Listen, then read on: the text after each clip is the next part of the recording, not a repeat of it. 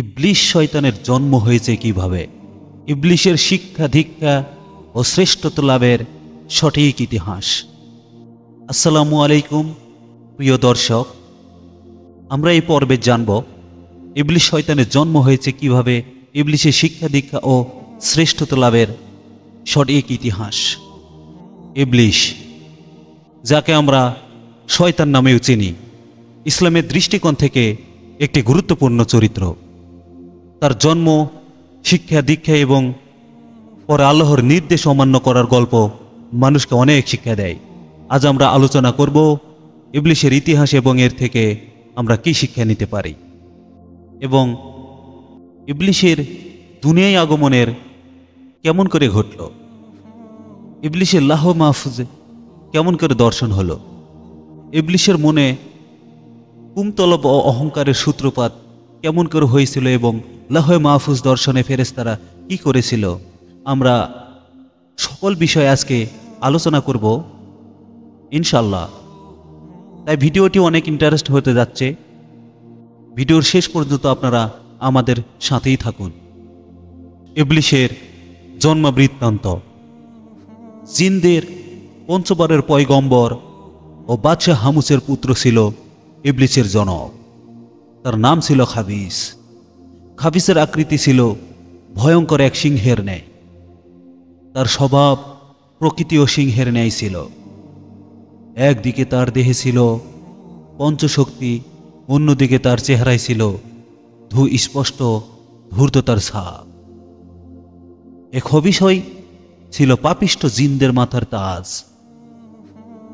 ইবলিশের মাতা ছিল জিন জাতির পঞ্চম নেতা হামুসের কন্যা। তার নাম ছিল নীলবিষ।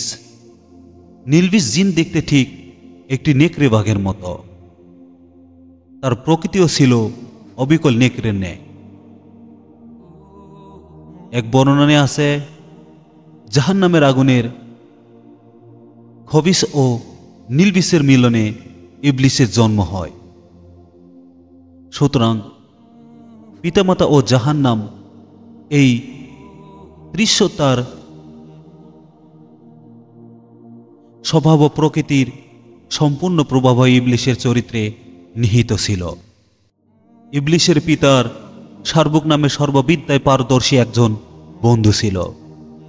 খবিসের পুত্র ইবলিশের শিক্ষা দীক্ষার ভার তার পিতা উক্ত বন্ধু শারবুকের হাতে অর্পণ করল। ইবলিশ ছিল অতিশয় মেধাবী ও স্মৃতিশক্তি সম্পন্ন। সুতরাং কোনো পাঠই তাকে একাধিকবার বলে দেওয়ার প্রয়োজন হতো না। সে একবার যা শুনত তাই সে চিরদিনের জন্য মনে রাখত। ফলে শারবুকের মনে ইবলিশ সম্পর্কে অত্যন্ত উচ্চ ধারণা জন্মেছিল। তাকে পড়াতে শুরু করে সে তার বন্ধু খাবিসকে লক্ষ্য করে প্রায় বলতে, বন্ধু, তোমার পুত্রের ভিতরে যে লক্ষণ সমূহ দেখছি তাতে মনে হচ্ছে যে সে ভবিষ্যতে নিশ্চয় এক মহাবিখ্যাত ব্যক্তিতে পরিণত হবে। আমার শিক্ষকতা জীবনের 26,000 বছরের মধ্যে তোমার পুত্র ইবলিশের মতো এত তীক্ষ্ণ স্মৃতি শক্তি সম্পূর্ণ ও বুদ্ধিমান ছাত্র আমার হস্তে আর দ্বিতীয়টি পড়েনি। কিন্তু দুঃখের বিষয়, তোমার পুত্রটি অত্যাধিক বেয়াদব, অহংকারী এবং ভীষণ একগুঁয়ে। এটা তার ভবিষ্যতের জন্য সুখকর নয়। তবে সে যাই হোক না কেন, ইবলিশের ভাগ্য সুপ্রসন্ন। উল্লেখ্য যে ফেরেশতারা জিনকুলকে ধ্বংস করার সময় বালক ইবলিশকে স্নেহবশত হত্যা না করলে উল্টা তাকে লালন পালন করার জন্য আল্লাহর নিকট হতে অনুমতি নিয়ে আসমানে নিয়ে যায়। ফেরেশতারা তাকে প্রথম আসমানে নিয়ে নিজেদের প্রকৃতি ও স্বভাব অনুরূপ আল্লাহর ইবাদত বন্দেগীর নিয়মকানুন শিক্ষা দান করল। ইবলিশ স্বীয় প্রতিভা বলে অতি অল্প আয়েসে ও অল্প সময়ে শিক্ষা লাভ করে দীর্ঘ 1000 বছর প্রথম আসমানে আল্লাহর ইবাদত করল। তথাকার ফেরেশতারা তার ইবাদতে একাগ্রতা ও নিষ্ঠা দেখে অবাক হয়ে বলতে লাগলো যে, আমরা ফেরেশতা জাতি, কেবল আল্লাহর ইবাদতের জন্য সৃষ্টি হয়েছি। একমাত্র ইবাদতে আমাদের শিক্ষা দীক্ষা ও ধ্যান ধারণা সব কিছু। ইবাদতেই আমাদের একমাত্র কাজ। তবু কি আশ্চর্য, ইবলিস আমাদের কাছে ইবাদতের কায়দা কানুন শিখে সে যে ইবাদত করছে, তাতে তার ইবাদতের তুলনায় আমরা নিজেদেরকে তো মোটেই ইবাদতকারী বলতে পারি না। আমাদের ফেরেশতা কুলের মধ্যে তো কাকেও এমন ধারায় ও এমন নিবিড়ভাবে কখনোই ইবাদত করতে দেখিনি। মনে হচ্ছে এখন এর কাছেই আমাদের অনেক কিছু শিখবার ও বুঝবার আছে। ফেরেশতারা তার ইবাদত বন্দেগী দেখে এত মুগ্ধ হলো যে তারা ইবলিশের খাসে নামকরণ করল। ইবলিশ সর্বপ্রথম আসমানে 1000 বছর ইবাদতের পর দ্বিতীয় আসমানের ফেরেশতারা অতি আদর করে তাকে নিজেদের কাছে নিয়ে গেল। ইবলিশ দ্বিতীয় আসমানে পৌঁছেও পূর্বাপেক্ষা আরও বেশি পরিমাণে ইবাদত মশগুল হয়ে মগ্ন হল। এ আসমানের ফেরেশতারা তার ইবাদত থেকে তাকে ধন্য ধন্য করতে লাগল এবং শতমুখে তার প্রশংসা করতে লাগল এবং তারা ইবলিশের নামকরণ করল আবেদ। দ্বিতীয় আসমানে 1000 বছর অবস্থানের পর তৃতীয় আসমানে ফেরেশতারা ইবলিশকে তৃতীয় আসমানে নিয়ে গেল। তৃতীয় আসমানে এসে সে আরও বেশি পরিমাণে পরম একাগ্রতা ও মনোযোগের সাথে আল্লাহর ইবাদত শুরু করে দিল। সে এখানেও 1000 বছর ইবাদত করল। এখানে ফেরেশতারা তার ইবাদতে মুগ্ধ হয়ে তার নাম রাখল অলি।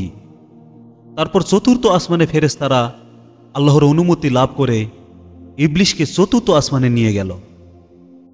ইবলিশ এখানে অত্যন্ত একাগ্রতার সাথে দীর্ঘ 1000 বছর আল্লাহর ইবাদতে মশগুল রইল।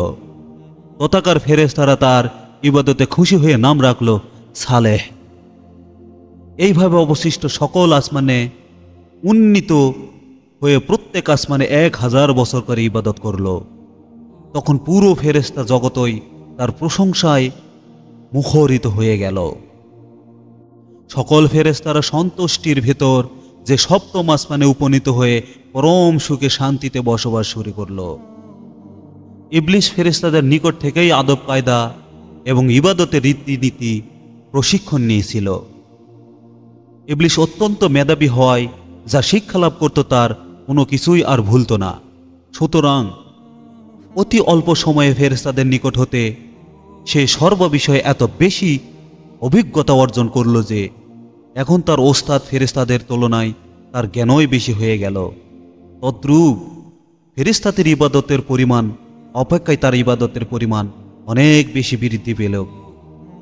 7 আসমান ও জমিনের এমন একটি স্থান বাকি থাকল না যেখানে ইবলিশের সিজদা পড়েনি। ফেরেশতারা ইবলিশের ইবাদত বন্দেগী দেখে উপলব্ধি করতে লাগলো যে ইবলিশকে তারা শিক্ষা দান করেছে। এখন সেই ইবলিশের কাছেই তাদের অনেক কিছু শিখার আছে। তাই তারা সকলে আল্লাহর দরবারে আবেদন করল, হে মাবুদ, তুমি তোমার প্রিয় ইবলিশকে যদি আরশে মুআল্লার কাছে উঠিয়ে আনো তবে আমরা তার কাছে থেকে অনেক মূল্যবান উপদেশ শুনে অনেক কিছু শিখতে পারতাম, কেননা সে আমাদের অপেক্ষা অনেক বেশি জ্ঞান অর্জন করেছে। মহান আল্লাহ পাক ফেরেশতাদের এই আবেদন মঞ্জুর করে ইবলিশকে আরশে মুআল্লার নিকট নিয়ে আসলেন। আরশে মুআল্লার কাছেই রয়েছে ইয়াকুত নির্মিত একটি সুউচ্চ মেম্বর। ইবলিশ উক্ত মেম্বরে আল্লাহর ইবাদতে রত হল। সেও ইবাদতের অবসর সময়ে সে ফেরেশতাদেরকে ওয়াজ নসিহত করতে লাগল। ফেরেশতারা তার ওয়াজ ও অমূল্য উপদেশবাণী শুনে মুগ্ধ হয়ে সকলেই তার প্রশংসা করতে লাগল। শেষ পর্যন্ত সে মালাইকা ফেরেশতার শিক্ষক নামে পরিচিত হয়ে গেল। ইবলিশের দুনিয়ায় আগমন। আল্লাহর আদেশে ফেরেশতারা শেষবার জিনদের হত্যা করার পরেও পাহাড় পর্বত বনে জঙ্গলে লুকিয়ে থেকে কিছু সংখ্যক জিন প্রাণ রক্ষা করে। ক্রমে তাদের বংশবৃদ্ধি পেয়ে আবার জিনদের দিয়ে জগৎ পরিপূর্ণ হয়ে গিয়েছিল। কিন্তু তাদেরকে হিদায়েত করার জন্য পয়গম্বর বা আল্লাহর দূত ছিল না। ফলে জিন জাতি ভীষণ পাপাচারে হয়ে উঠেছিল।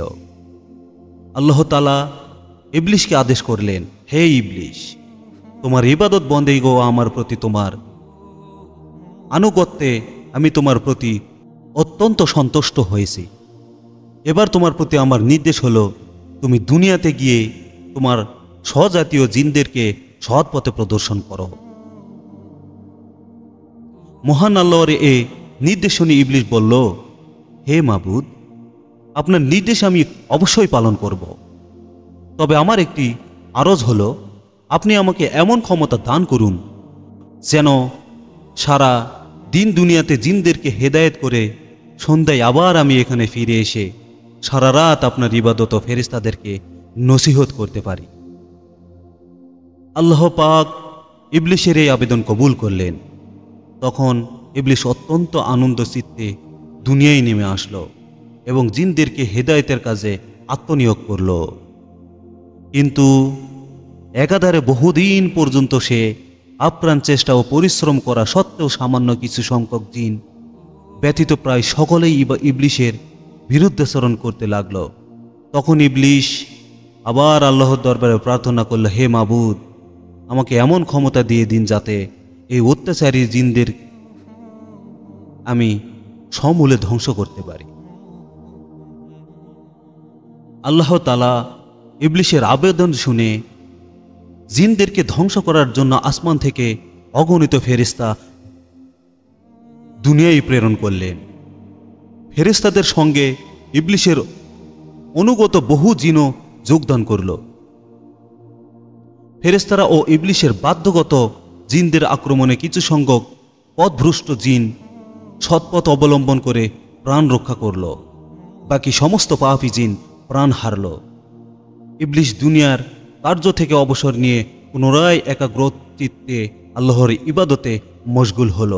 আল্লাহর দরবারে তার কৃত সিজদাহর সংখ্যা যে কত ছিল তা কারো পক্ষে হিসাব করা সম্ভব নয়। আসমান জমিনে ও আরশে মোল্লার নিকটে এমন কোনো স্থান অবশিষ্ট ছিল না যেখানে ইবলিশ অসংখ্য সিজদা দেয়নি। ইবলিশের লাহে মাহফুজ দর্শন। ইবলিশ আল্লাহর দরবারে প্রার্থনা জানালে, হে প্রভু, তোমার ওই অসীম অনুগ্রহে আমি অতি সামান্য স্তর থেকে সসম্মানে অতি উচ্চ স্তরে পৌঁছেছি। তোমার ওই অসীম অনুগ্রহে আমি তোমার নৈকট্য লাভ করতে সমর্থ হয়েছি। এখন আমার মনের একান্ত বাসনা হলো তোমার পবিত্র লাউহে মাহফুজ দর্শন করে আমার জীবন ধন্য ও সার্থক করি। তুমি অনুগ্রহ করে আমার এই আকাঙ্ক্ষা পূর্ণ করো। পরম দয়ালু আল্লাহ তাআলা ইবলিশের প্রার্থনা কবুল করে মিকাইল ফেরেশতাদেরকে নির্দেশ দিলেন ইবলিশকে পবিত্র লাউহে মাহফুজের একান্ত নিকটে নিয়ে দেখিয়ে আনার জন্য। আল্লাহর নির্দেশ অনুযায়ী হযরত মিকাইল আলাইহিস সালাতু ওয়াসসালাম ইবলিশকে লাউহে মাহফুজের নিকটে নিয়ে গেল। ইবলিশ সেখানেও পৌঁছে এক দৃষ্টিতে লাউহে মাহফুজের দিকে তাকিয়ে অদৃষ্ট লিপি পাঠ করতে লাগল। হঠাৎ এক স্থানে তার দৃষ্টি পড়ল, সেখানে লিখিত রয়েছে, আল্লাহর এক বান্দা 6 লক্ষ বছর পর্যন্ত তার মাবুদের ইবাদত করবে, কিন্তু অবশেষে আল্লাহর একটি আদেশ অমান্য করে সে জান্নাত থেকে বিতাড়িত হবে। ওই বান্দা আসমান ও জমিনে মালউন বা অভিশপ্ত নামে পরিচিত হবে। ইবলিশ এ লিপি পাঠের পর আপনা হাতে কেঁদে ফেলল এবং সেজদায় পতিত হল এবং সেজদার সে দীর্ঘ 6000 বছর অতিবাহিত করল। 6000 পর মাথা তুলে দেখতে পেল তার সিজদার জায়গা লিখিত রয়েছে, লা আনাতুল্লাহি আলা ইবলিশ, অর্থাৎ ইবলিশের উপরে আল্লাহর অভিশাপ বর্ষিত হোক। ইবলিশ আরজ করল, হে আমার রব, ইবলিশ কে? তাকে দেখিয়ে দিন, আমি তাকে যথোচিত শিক্ষা দান করি। জবাবে আল্লাহ তাআলা ইবলিশকে বললেন, অচিরেই তুমি তাকে দেখতে পাবে। একথা শুনে ইবলিশ সেখানে দাঁড়িয়ে 1000 বছর পর্যন্ত পাঠ করল, লা আনাতুল্লাহি আলা ইবলিশ, ইবলিশের উপর আল্লাহর লানত বর্ষিত হোক। এখানে উল্লেখ্য করা প্রয়োজন যে তখনও ইবলিশ এ নামে পরিচিত হয়নি, আর তার কথা তখনও জানা ছিল না যে এক সময় তারই নাম ইবলিশ হবে। তখন আল্লাহ তাআলা ইবলিশকে বললেন, ও হে, বলো তো আমার যে বান্দা আমার অশেষ অনুগ্রহ লাভ করেও আমার হুকুম অমান্য করবে তার কেমন শাস্তি হওয়া উচিত? জবাবে ইবলিশ বলল, হে আমার রব, এরূপ অকৃতজ্ঞ ব্যক্তির উপর আপনার কঠিন শাস্তি অভিশাপ বর্ষিত হওয়া উচিত। আল্লাহ তাআলা বললেন, তোমার এ মন্তব্যটা এক টুকরা তখতিতে লিখে তোমার নিকটে রেখে দাও, পরে তা কাজে আসতে পারে। এক টুকরা তখতিতে লিখে রেখে দিলে ইবলিশ তখন হয়। ইবলিশের মনে কুমতলব অহংকারের সূত্রপাত। উল্লেখিত ঘটনার কিছুদিন পরে হঠাৎ একদিন ইবলিশ মনে মনে ভাবল, এখন তো ফেরেশতা জগতে ও জিনের রাজ্যে এমন কোনো ফেরেশতা বা জিন নেই যে আমার কোনো নির্দেশ অমান্য করে। কেননা আসমান জমিন বা জিন ও ফেরেশতা কুলের মাঝে আমার প্রভাব এখন অতুলনীয়। আমার প্রভাব প্রতিপত্তি ও ক্ষমতার সাথে মোকাবেলা করার মতো এখন আর কেউ নেই। এমতো অবস্থায় যদি কোনো কারণবশত আল্লাহ তাআলা নিজের দায়িত্ব থেকে অবসর গ্রহণ করেন কিংবা স্বেচ্ছায় ঘোষণা করেন যে আমি এই সৃষ্টি জগৎ পরিচালনার দায়িত্ব হতে অবসর গ্রহণ করছি, অতএব এখন তোমাদের মধ্যে হতে যোগ্যতা ব্যক্তি আমার সৃষ্টি জগতের পরিচালনার ভার গ্রহণ করো, তাহলে নিশ্চয়ই একমাত্র আমি এই পদের সুযোগ্যতম ব্যক্তি হিসেবে এই দায়িত্ব গ্রহণ করার সুষ্ঠুরূপে পালন করতে পারি। মূলত এখন আর আমি কোনো দিক দিয়ে আল্লাহ তাআলা অপেক্ষা হীন বল কম ক্ষমতাবান নয়। যাবতীয় ফেরেশতা ও জিনদের উপর এখন আমার যে রূপ প্রভাব তাতে আল্লাহ তাআলার সাথে আমার কোনো ব্যাপার নেই। বিরোধ অবশ্যই তারা আমার পক্ষাবলম্বন করবে, তাতে কোনো সন্দেহ নেই। লাউহে মাহফুজ দর্শনে ফেরেশতারা। এর কিছুদিন পরে একদা ফেরেশতারা লাউহে মাহফুজে লিখিত দেখতে পান যে অচিরেই আমার জনৈক বান্দার উপরে চিরদিনের জন্য আমার লানত বর্ষিত হবে।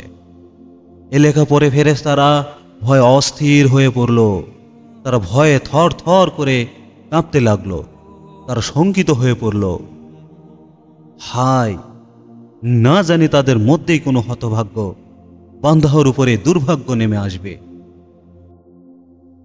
ফেরেশতারা এ দুশ্চিন্তায় কেঁদে কেঁদে হয়রান পেরেশান হয়ে সকলে মিলে তাদের উস্তাদ ইবলিশের নিকট উপস্থিত হল। ইবলিশের কারণ জানতে চাইলে ফেরেশতারা বলল, উস্তাদ, ওই যে পড়ে দেখুন, লাউহে মাহফুজের এই লেখা পড়ে আমাদের সকল রহিম মনে দারুণ আতঙ্ক সৃষ্টি হয়েছে। আপনি আমাদের জন্য দোয়া করুন যাতে আমরা আল্লাহর লানত থেকে রক্ষা পেতে পারি। ইবলিশ ফেরেশতাদের মিনতিতে তাচ্ছিল্যর সাথে মুচকি হেসে আল্লাহর দরবারে প্রার্থনা করল, হে মাবুদ, তুমি ফেরেশতাদের কারো উপর লানত দিও না। আল্লাহ তাআলা ইবলিশের ওই প্রার্থনা কবুল করলে ফেরেশতারা আল্লাহর নিকট সেই নির্ধারিত গজব থেকে রক্ষা পেল। কিন্তু ইবলিশ সমগ্র ফেরেশতাদের জন্য দোয়া করল বটে, কিন্তু অহংকার বশত নিজের জন্য দোয়া করতে ভুলে গেল। এর কিছুদিন পরও একদিন ইবলিশ আরশে মুআল্লার একখানা তখতির উপরে উজ্জ্বল নূরের হরফে আউযু বিল্লাহি মিনাশ শাইতানির রাজিম বিতাড়িত শয়তান হলে আল্লাহ তাআলার নিকট সাহায্য প্রার্থনা করছি লিখিত দেখতে পেল। এই লেখা পাঠ করে ইবলিশ অত্যন্ত বিস্মিত হয়ে আল্লাহর নিকট জিজ্ঞাসা করল, হে মাবুদ, কে সেই দুষ্ট পাপিষ্ঠ শয়তান যাহার নিকট হতে রক্ষা পাওয়ার জন্য তোমার কাছে প্রার্থনা করার কথা লিখিত রয়েছে? আল্লাহ তাআলা জবাব দিলেন, তুমি শীঘ্রই তাকে চিনতে পারবে। আল্লাহর আদেশ অমান্য। আল্লাহ তাআলা আদম আলাইহিস সালাতু ওয়াস সালামকে সৃষ্টি করার পর ফেরেশতাদের আদেশ দিয়েছিলেন সিজদা করতে।